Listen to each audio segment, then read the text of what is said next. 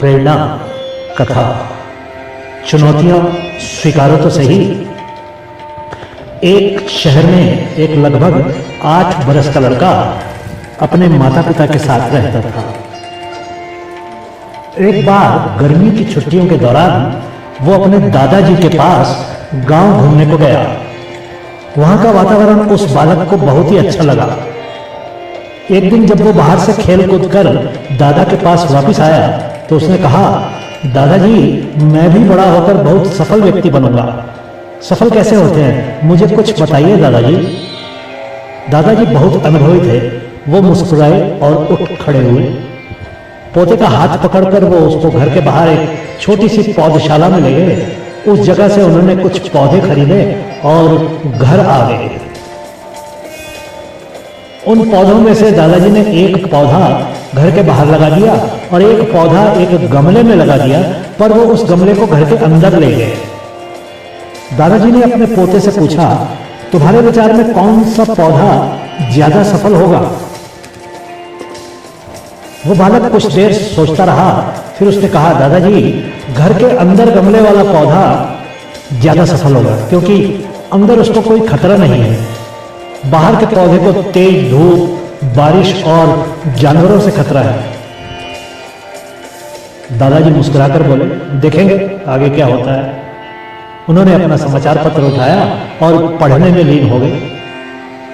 जब उस बालक की छुट्टियां समाप्त हो गई, वो शहर अपने माता पिता के पास वापस चला गया।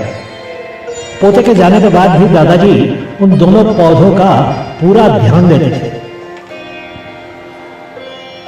लगभग 3 बरस बीत गए और एक दिन फिर वो लड़का अपने माता पिता के साथ दादाजी से मिलने गांव आया। उसने तुरंत दादाजी से कहा, दादाजी इस बार तो आप मुझको सफल होने के कुछ रास्ते अवश्य बताइए। पिछली बार आपने कुछ नहीं बताया था। दादाजी ने उस लड़के को पहले घर के अंदर लगाया हुआ पौधा दिखाया।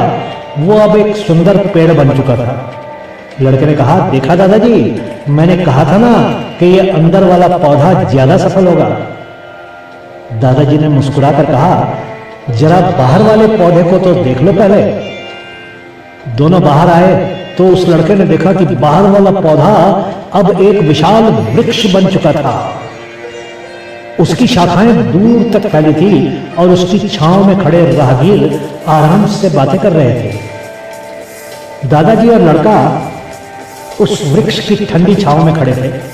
दादाजी ने कहा, अब बताओ बेटा, कौन सा पौधा ज्यादा सफल हुआ?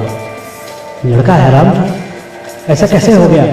बाहर वाले पौधे को तो कितने कष्ट झेलने पड़े होंगे। उसको धूप, पानी और आंधियों का सामना करना पड़ा होगा।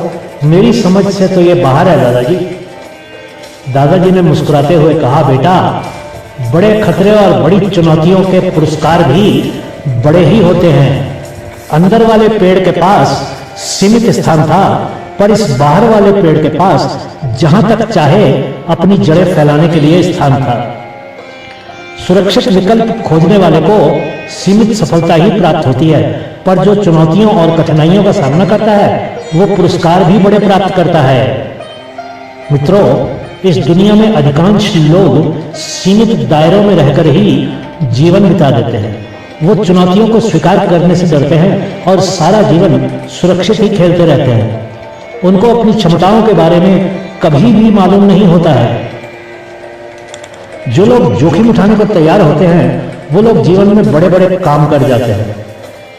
राजकुमार सिद्धार्थ अगर महल के अंदर ही सुरक्षित जीवन बिता देते तो शायद इतिहास के पन्नों में वो एक साधारण राजकुमार के रूप में ही रहते, पर उन्होंने सब त्याग दिया और निकल पड़े ज्ञान की खोज में, और समय ने उनको भगवान के स्थान पर लाकर बैठा दिया। सुनने के लिए आपका बहुत बहुत धन्यवाद।